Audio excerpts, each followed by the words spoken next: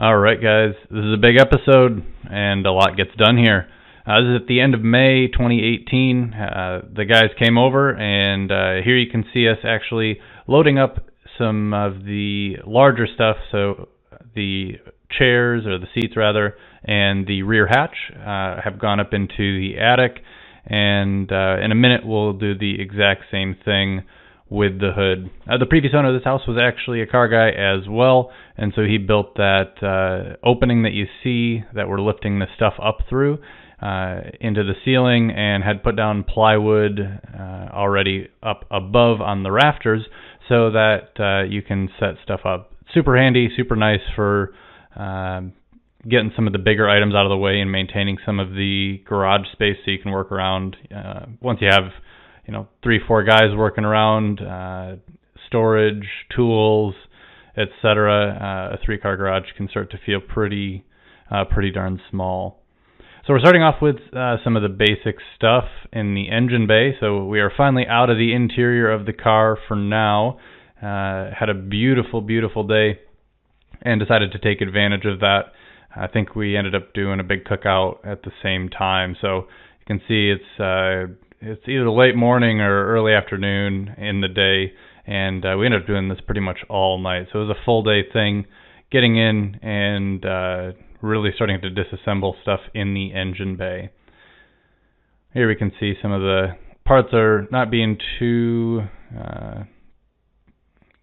nice for us, so had to use some force, some WD-40, stuff like that. Nothing unusual. Pretty par for the course. This is actually the first time that the battery was taken out, so we were pleasantly surprised to find that, at least from what we could see, there was not any rust there, which was a bit surprising, as I know that's one of the common areas that you see rust. So we had gotten hit with the common rust area in the back, in the tire well, the spare tire well, and so I was expecting to find some stuff there, but was pleasantly surprised to see that it was actually okay. Here we're getting the fan shroud off, and up next will be the radiator. This is, again, the first time I've ever done anything like this. I'm not a mechanic. I grew up doing my own oil and just really basic stuff like that, but never had a project car, so this is the first one. Learning as I go, so if there's some breaks here, chances are they're probably explaining something to me as we go along, or we're taking a break and going out and getting food ready on the grill, stuff like that. Starting on some of the wiring, and looks like we're pulling the injectors out right now and labeling them. So throughout this teardown, I've been trying to get a lot of pictures, so you'll see me kind of come in and out with the camera a few times here, and just trying to get a good idea and a closer up view of some of the areas where things get connected, etc., so that during the rebuild process, it is not a headache, and I have my own reference material for how it was hooked up before. Now, that being said, it's more of an insurance policy for the stuff that's going on right now, as there will probably be some pretty significant changes in the engine bay between its current state and where it's going. Nothing, I'm not doing a V8 swap or anything crazy like that. I want to keep the L28, but a couple of ideas that I'm mulling over, and if those things solidify, you will see them in later videos. But it will suffice it to say for now that I have a strong preference for very clean engine bays, and I want to hide as much wiring and cabling and tubing, etc., as possible. At least keep it to a minimum. And in the previous video, you probably heard me talk about the aftermarket AC that was in there. That's kind of one of my conundrums, is I would generally avoid adding anything that is, quote unquote unnecessary to the engine bay, right? You get the extra hoses and the electrical and and of course the condenser and compressor and all that hardware that you have to add in for to get AC. So I am in Texas, and so the thought of not having AC is equally as frustrating as having to put a bunch of stuff in the engine bay, at least for me. So I know for some people that's probably a no-brainer one way or the other. It's still a toss-up in my mind. I don't have to decide right now. This is very early in the teardown portion of this project. So we'll see where it goes and what types of what I'm feeling at the time when it comes down to actually make that decision. So moving on, just working on some of the engine accessories. You can see us trying to get the engine fan off. I'm starting to work on taking off stuff on the intake manifold, and that's really what the next maybe minute's going to be about, if I'm remembering correctly. What we ended up having to do is get a bunch of extensions and a U-joint and try it from above the engine bay, getting under the engine bay, and the bolts are relatively, I won't say inaccessible, but they aren't easy to get to. So had to finagle it here and there a little bit, and some of them didn't want to come out. Others were super easy, right? And of course, the ones that didn't want to come out were the ones that were the hardest to get to, that you had the least amount of leverage. So I'm trying to remember. I think we might have even tried to use the air wrench with some extensions just so we could get some more torque applied. But that's really what we're all doing here, is double checking all the connections, making sure everything is off, trying to figure out which bolts we need to take off, how to get to them, and things like that. It goes by pretty quick when it's like 10x speed or whatever the time lapse that this camera takes speeds it up to. But it's a bit of a headache to do. All right, so we just got the manifold off, and again, I keep doing this, but huge shout out to my friends for helping. Brad's done this before, knew exactly where the bolts were, what to disconnect, etc.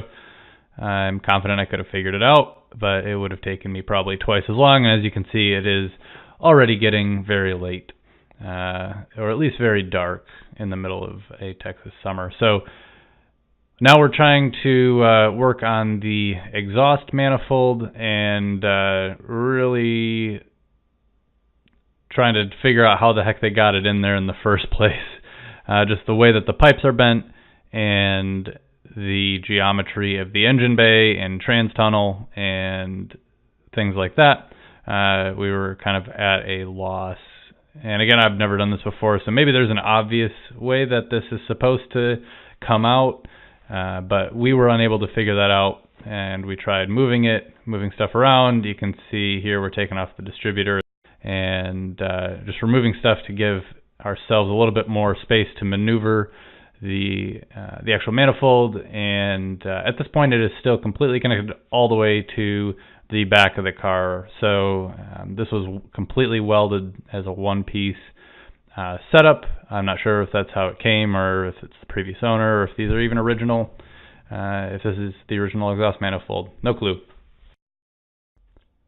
At the end of the day, we just ended up starting to cut things off to make it work. So here you can see I'm moving to the back before the camera battery dies, and cutting off a pretty ugly weld there from just a U-bracket holding up the back. And again, the battery's dead, so I couldn't record it, but we took off a bracket in the about midway through the car as well. And here we are getting ready to pull the engine, and you can see the exhaust manifold is still there, and I think we actually pulled that first. So what we ended up doing is I did not have a Sawzall or a hacksaw, and everything was closed because it was so late at night. So what I ended up doing is just using an air grinder with a cutoff wheel, and kind of worked my way 360 degrees around the outside of the pipe near the transmission or drive shaft, somewhere in there, just to get rid of the rear section and give us a lot more flexibility with actually moving the manifold. So you can see here we're still trying to look at the exhaust manifold. I think this is where we're contemplating, okay, maybe we just cut it in the middle and be done with it, and not worry about it, because it is solid, but it will, regardless, we would have to do some work, even if we can get it all the way out. Without cutting it, we would have to do some work and clean it up, and it's just massive and unwieldy to haul. So kind of learned a lesson here to always install clamps or something like that into the exhaust system. Maybe that's not correct. Maybe that's just for simplicity, for taking the car apart. Would love to hear your thoughts in the comments or in the thread, and see how everyone else who's done this before has done it. Do you get a system that is completely welded together and installed as one piece, or do you do clamps at one or more parts in the exhaust system to actually make removal easy if needed? And all right, we are actually getting the engine and transmission pulled out now. Just working on balancing it and moving the different pieces around, making sure the shifter attachment doesn't hit, making sure that we can get it out and not completely destroy the transmission tunnel. Obviously, we got the engine mounting brackets disconnected. I think we're looking at different things on the transmission we had to remove, or like sensors or the speedo cable, things like that. But at the end of the day, it actually came out with virtually no problem at all. Besides the exhaust manifold, right? That's been like half the video here. But once we figured that out, everything else I think was really straightforward. And here we're actually taking the transmission off the engine just so we can move it around and mount the engine up to the engine stand that we have.